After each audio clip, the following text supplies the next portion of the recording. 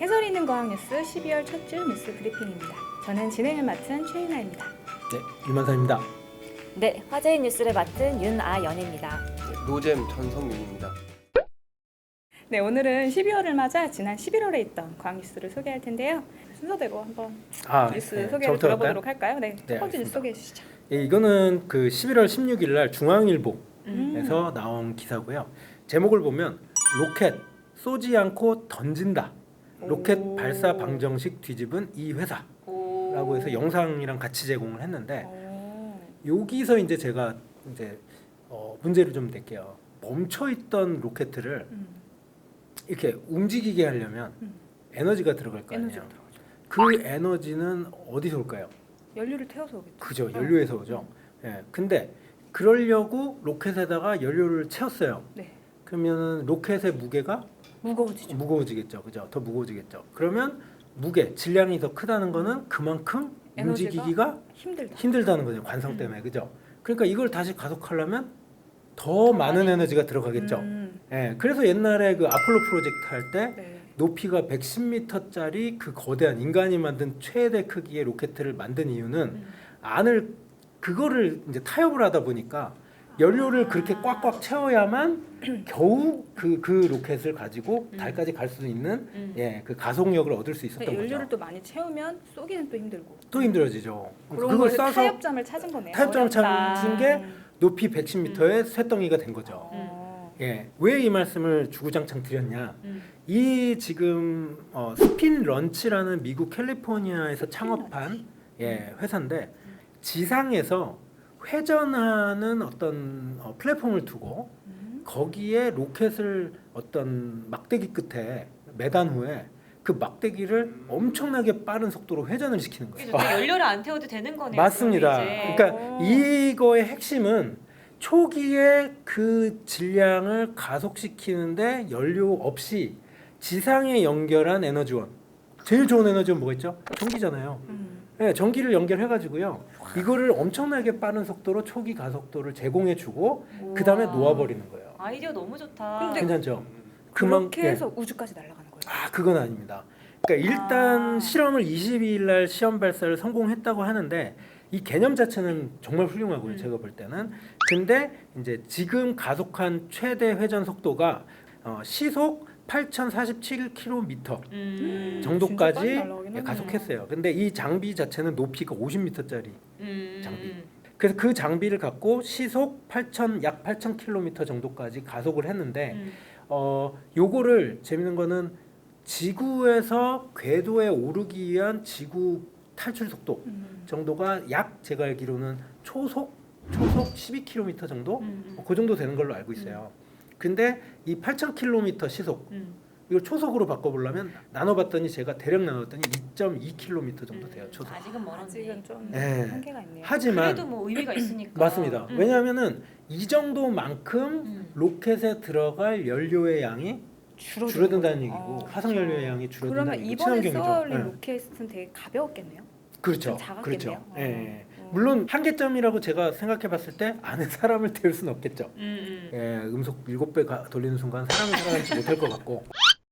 근데 만약에 지구를 탈출하는 속도가 12km/s니까 그건 아까 2점 몇밖에 안 되잖아요. 네네. 사람이 사실 지구를 떠날 때 네네. 견디는 압력이 있잖아요. 네네. 그거에 보면 약한 거라서 견딜 수 있는 거 아니에요? 제가 느끼기에는 이게 선형 가속도랑 회전에 의해서 가속했을 때 사람이 이 저쪽 그러니까 벽 방향으로 받게 되는 그 중력 가속도는 제가 보기에는 엄청나게 다를 거라고 생각이 들어요. 그래서 사람을 태우진 못할 거라고 저는 생각이 들고 그리고 선형 가속도는 실은 사람이 견딜 만큼 로켓의 액체 추진 로켓 조절을 잘 해서 그걸 견딜 만한 G로 그 중력 가속도를 맞춰줄 수 있는데 이거 같은 경우는 회전 가속도를 서서히 올린다고 해도 결국은 그 회전 관성에 의해서 바깥쪽으로 밀리는 힘은 계속 받게 되잖아요. 그러니까 그러면 지금 돌려서 올라가게 되면 연료를 아예 안 썼나요? 아니요. 이거는 그 아까 말씀드린 대로 탈출 속도의 약 6분의 1 이 정도밖에 안 되는 속도까지 가속해서 내보내는 거기 때문에 발사한 후에 공중에서 착화가 돼가지고 한 번 더. 로켓을 다시 한번 쏘는 뭐 그게 제가 보기에 뭐 이게 고체 로켓일지 액체 로켓일지는 잘 모르겠어요. 근데 만약에 안정성을 생각했다면 고체 로켓을 넣었을 가능성이 크죠. 어쨌든 그렇습니다. 그래서 요거 같은 경우는 그 조너선 야니 스피너런치 최고 경영자가 인터뷰에서 이렇게 얘기했대요. 이 기술은 지상 구조물을 이용해 발사체를 가속하고 극초음속으로 발사하는 기존 전통적인 로켓과는 근본적으로 다른 기술이다. 그래서 우주 산업업계에 가장 낮은 비용으로 시장에 진입하는 우주 발사 시스템을 구축하는 게 목표다라고 얘기를 했답니다. 그래서 제가 보기에도 이 가속도를 그걸 높이는 기술이 생기면 생길수록 로켓 탑재체에 들어가는 연료량을 줄일 수 있고 이거는 또 거꾸로 얘기하면은 재사용이 가능하잖아요. 그렇죠. 그러다 보니까 되게 빠르게 로켓을 그 우주 궤도에 올리는 그런 서비스를 제공할 수 있지 않을까. 우리가 지난번에 액체 연료, 고체 연료를 엄청 얘기를 했었는데 네. 사실 지금 그거에 완전 획기적인 방법을 또 오늘 가지고 있어요. 그러네요. 그 발상을 바꾼 거죠. 그러니까요. 그 얘기 들으니까 되게 상상이 되는 게 저게 만약에 사막에 수천 대가 깔려 있는 거예요. 그 다음에 물류를 보내는 거죠. 택배 같은 거예요. 빵빵빵빵빵 계속 쏟아버리는 거예요. 역시 아이디어. 그러니까 프레저블은 안 돼. 한데 그게 아니라 그냥 사실 뭐 그렇게 비쌀 것 같지도 않고 사실 그냥 다른 이제 우주 기술에 비하면은 우주로 보낼 수 있는 아주 그 가격이 좀 저렴할 수 있잖아요. 그러니까 차라리 그냥 수천 대 깔아버리고 그냥 계속 보내버리는 거죠. 쥐불놀이 판이 벌어지겠네요. 네. 근데 수익성이 있겠네요. 진짜 저런 식으로 얘기를 하면. 예, 이거는 분명히 그런 경제성을 담보하는 아이템 같고, 예, 분명히 뭐 진짜 그 택배 물류용으로도 뭔가 고민해볼 수 있지 않을까? 가속이 붙은 상태에서 한 번 더 쏘아지면 연료가 더 적게 들어가요. 훨씬 적게 들어갈 거고요. 예, 아까 뭐 초기 가속도에 실은 연료를 상당 부분 많이 쓰기 때문에 예, 이게 그거를 지금 제공해 주는 거잖아요. 그리고 또 한 가지 그거 있죠. 공중에 적절한 높이까지 올라가면은요 대기가 희박해지기 때문에 공기가 주는 항력도 되게 적어지기 때문에 가속에 에너지가 그렇게 많이 안 들게 되죠. 예, 그래서 뭐 그런 것들도 아마 큰 장점 같습니다. 네, 그럼 화제의 뉴스 우리 이나연 연구사님께서 어떤 기사를 또 갖고 오셨나요? 네, 지난달 화제의 뉴스로 이번에 선정한 것은 기후 변화 협약입니다. COP26이라는 아주 전 세계적인 큰 회의가 지난 10월 31일에 시작해서 11월 13일에 끝났고 그때가 전 세계 정말 정상들도 다 모이고 사실 이 기후변화 협약에서 굉장히 중요한 위치에 있는 회의다 보니까 정말 많은 언론들이 많은 관심을 가지고 보도도 하고 많은 화제가 되었었는데요. 오늘 그 이야기 너무 중요하기 때문에 저 혼자가 아니라 같이 네. 전 연구사님과 같이 준비를 결성된 힘을 잃어서 제가 먼저 이제 이 COP COP26이 무엇인지에 대한 설명을 먼저 드리려고 하는데요. 이게 정확하게 한국 명칭으로는 제26차 UN 기후 변화 협약 당사국 총회입니다. 이게 무엇이냐면 1992년에 그 브라질 리우데자네이루에서 저희가 기후 변화 협약을 이제 체결을 했었고 그거를 이제 구체적으로 이행을 하자라는 이제 다짐으로 1995년부터 매년 이 세계 각국의 실무자들이 모여서 어떻게 하면 기후 변화를 같이 논의해서 이끌어갈 수 있을지에 대한 논의를 매년 진행을 해오고 있었고 사실 우리가 기후 변화 협약이라고 할 때 누구나 알고 있는 단어 교토 의정서, 네, 뭐 파리 기후 협약 이게 다 콥 회의에서 다 결성이 된 거예요. 그러니까 예를 들어 교토 의정서는 이제 1997년에 일어난 합의인데 이게 콥 3, 그러니까 세 번째 당사국 총회에서 진행이 된 것이고 이때는 이제 몇몇 선진국들이 모여서 온실가스를 줄여보자는 거에 대한 합의를 처음으로 이끌어낸 거예요. 사실 그 이후에 2015년에 파리 기후 협약이 이 또 콥 이 당사국 총회에서 일어났고 그때는 콥 21이에요. 이때는 미국 오바마 대통령이 주도가 돼서 교토 의정서가 이제 거의 만료가 되는 시점이 되었거든요. 그러니까 이거를 갱신하는 개념도 있고 사실 조금 더 큰 의미는 교토 의정서는 이제 몇몇 주요 선진국들이 이제 합의를 한 거라면 이때 파리 기후 협약은 무려 세계 195개국, 그러니까 거의 주요한 국가들이 모두 모여서 아 지구가 정말 위기다. 우리가 온실가스 감축에 참여를 같이 해야 되고 뭔가 실질적인 무엇인가를 해야 된다는 거에 다 합의를 한 거예요. 그래서 그때 15년도 12월에 이게 이제 합의문을 발표할 때 막 다 같이 막 만세 부르고 막 환호성 지르고 진짜 굉장히 좀 가슴 벅찼던 모두에게 그런 순간들이 아마도 다들 기억이 나실 텐데요. 이때 합의를 한 것이 우리가 지구 평균 온도를 대략 한 1.5도 수준에서 낮추는 걸로 제한을 하자고 다짐을 했고요. 그래서 올해 열렸던 21년 그 콥 26 회의는 최근 몇 년간 정말 이 기후 위기를 정말 전 세계 많은 사람들이 몸소 느끼고 있잖아요. 그러니까 여기에 대한 심각성에 대한 이 위기 의식이 굉장히 높은 거예요. 그러니까 실질적으로 과학자들도 지금 산업화 이전에 비해서 지금 한 100년 동안 저희가 1도 올랐어요. 그리고 지금 구체적으로 예측을 하는 거는 2030년 이제 곧 0.5도가 더 올라서 1.5도가 될 것이고 2100년 정도만 돼도 전체 온도가 3도가 오를 거라고 예측을 하고 있어요. 그러니까 여기에 대한 고민을 진짜 해야 되는 시점이다 보니까 정말 각 환경단체 많은 사람들이 이번에 있었던 이 당사국 총회 회의에 굉장히 많은 관심을 가지고 있었습니다. 자, 그래서 결론은 무엇이냐? 결론까지 말씀을 드릴게요. 이번에 글래스고에서 열렸기 때문에 글래스고 기후 변화 협약을 이제 발표를 하려고 했지만 사실은 협약이 아니라 조약을 저희가 발표를 했어요. 그래서 많은 기후 변화, 그러니까 환경 운동가들은 아쉬움을 굉장히 표하긴 했었는데 그래도 좀 의미는 있습니다. 크게 성과들을 좀 정리를 해보면 3가지로 얘기를 해볼 수 있을 것 같은데요. 일단은 석탄 발전을 단계적으로 감축시키겠다. 두 번째는 선진국은 기후 변화의 주범이라고 저희가 이제 생각을 하고 있으니 2025년까지 기후 변화 적응 기금을 2배로 확대해서 내겠다. 그리고 3번째는 원래는 올해 진행을 하려고 했었는데 그 각 국가별로 어떻게 온실가스를 감축할지 그 목표치를 제시하고 아주 구체적인 실행 방안들을 서로 공유를 하기로 했었는데 이게 잘 안 된 거예요. 그래서 내년에 다시 제출을 하는 걸로 약속을 한 거예요.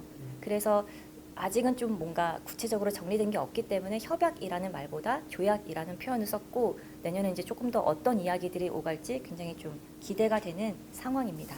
네.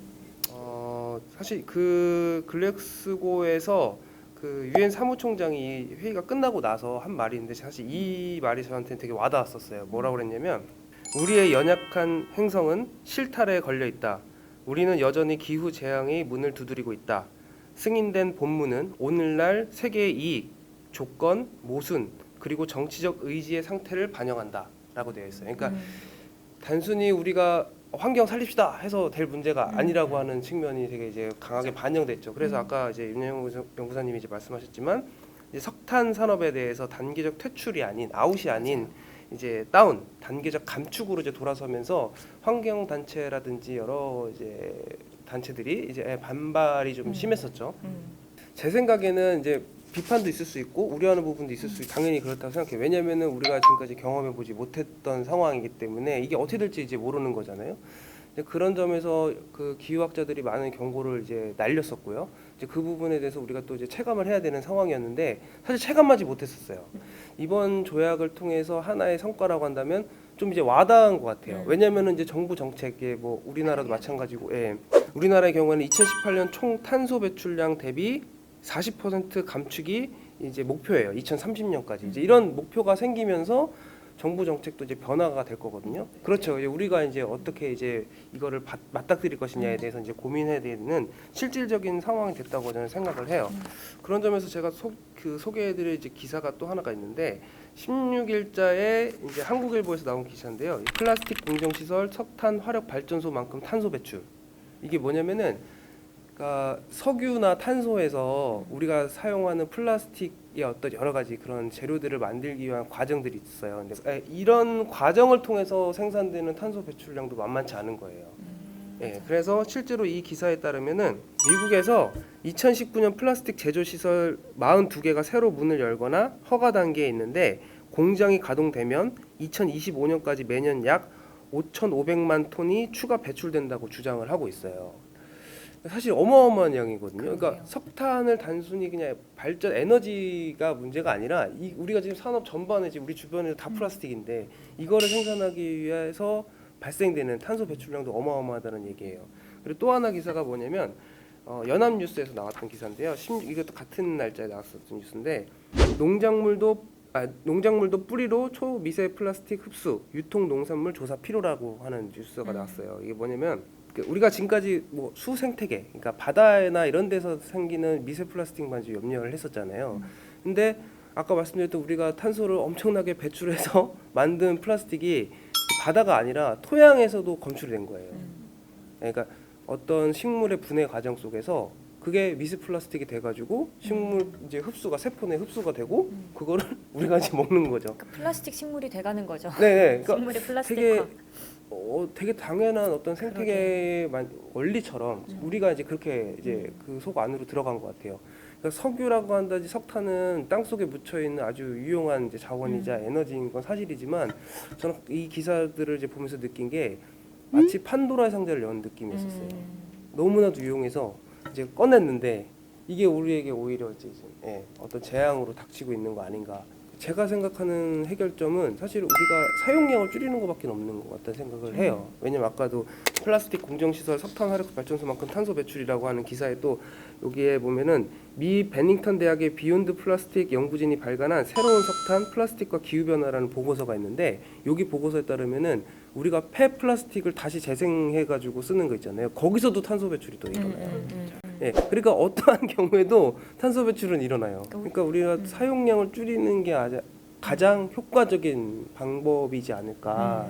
이제 일단은 좀 그런 생각을 하고. 사실 규제가 강해야 요만큼 따라오는 거잖아요. 근데 그게 좀 약해졌다는 게 아쉽긴 하네요, 사실. 네, 많이. 그렇죠. 네. 그래서 원래 감축 자체가 아니라 이제 중단을 해야 된다라고 하는 단계적인 중단을 얘기했었는데 그게 좀 아쉽다고 이제 단체들이 많이 얘기하고 있는 부분이겠죠. 사실 석탄에 대한 이야기가 이렇게 아직 좀 정리가 안 된 채로 된 이유는 석탄 생산량이 많은 이제 중국이나 인도, 그러니까 마지막에 사실은 마지막 날 인도에서 다시 또 이제 이의 제기를 해서 사실 폐막일을 하루 늦춰졌어요. 논의가 너무 불붙다 보니까 그래서 하루 연기된 채로 결국은 이제 단계적으로 이제 폐지가 아니라 감축을 하는 개념으로 발표가 되게 되었는데 인도는 그 나라에서 생산하는 전체 에너지의 75%가 석탄 발전이래요. 중국은 한 54%? 산업 상황이 네, 상황이 너무 다르고 이 두 나라 같은 경우의 입장은 아니 사실은 우리가 이렇게 물건을 저렴하게 만들기 때문에 사실은 전 세계에서도 혜택을 받고 있잖아요. 그러니까 이거를 한쪽을 기책으로만 드는 게 아니라 그리고 이제까지 선진국은 그렇죠. 경제 발전을 이미 해놓고 이제 우리가 이제 발전을 하려고 하는데 제재가 들어오는 현상이니 그럼 너네가 그러면은 감축할 때 돈을 좀 내라. 뭐 자기네들의 환경 부담금도 있지만 우리가 대체 에너지로 전환할 수 있는 거에 대한 비용도 내고 이렇게 얘기를 계속했어요. 근데 또 선진국은 그것도 알겠지만 이거를 하려면 또 각 나라에서 돌아가서 또 이제 해결해야 될 정확하게 얼마를 낼 거고 어떻게 분배를 할 거고 어디에 갈 거고 이런 거를 논의하지 않고 구체적이지 않은 이제 합의안까지만 도출이 된 거예요 이번에. 이제 이런 내용들이 내년 내후년에 조금 더 정밀하게 돼야 안 그래도 시급한데 겠다는 생각이 드는 거죠. 네. 이 유엔 사무총장인 구테스라는 분이 글래스고 이제 회의가 끝나고 이 기사를 내면서 이런 말을 했어요. 그러니까 가장 우선적으로 빠르고 심도 있고 지속적으로 이 10년간의 그 탄소 배출을 이제 막아야 된다라는 말을 했어요. 그러니까 과학과 기술이라고 하는 측면들이 우리에게 많은 것들을 유용하게 해준 건 사실이지만 또 반대로 우리가 또 해결해야 될 문제 숙제를 안겨준 거 아닌가 그런 생각을 했고요. 구테스 유엔 사무총장님께서 마지막에 이제 포기하지 마라. 나는 당신들과 함께할 것이다. 이런 말을 이제 인사한 말로 마지막으로 이제 하셨어요. 그래서 우리도 좀 희망을 갖고 우리가 해결해야 될 여러 가지 문제들에 대해서 심도 있게 고민해야 될 시간이 필요하다고 생각합니다. 네, 오늘 영상은 이 정도로 네. 마무리할까 하는데 올해 사실 12월 뉴스이기 때문에 올해 마지막 브리핑 뉴스가 될 것 같습니다. 네, 올 한해 저희 지금 4명의 우리 앵커들이 열심히 달려왔는데 이렇게 적게 혹은 많게 이렇게 어떤 식으로든 영상 봐주시고 참여해 주셔서 진심으로 감사를 드리고 또 내년에 저희 또 재정비 해가지고 저희 과학 뉴스는 멈추지 않고 또 찾아오도록 할 테니까 기대 많이 해주시길 바랍니다. 그럼 지금까지 최유나, 유만선, 윤하연 전성윤이었습니다. 네, 감사합니다. 감사합니다. 감사합니다.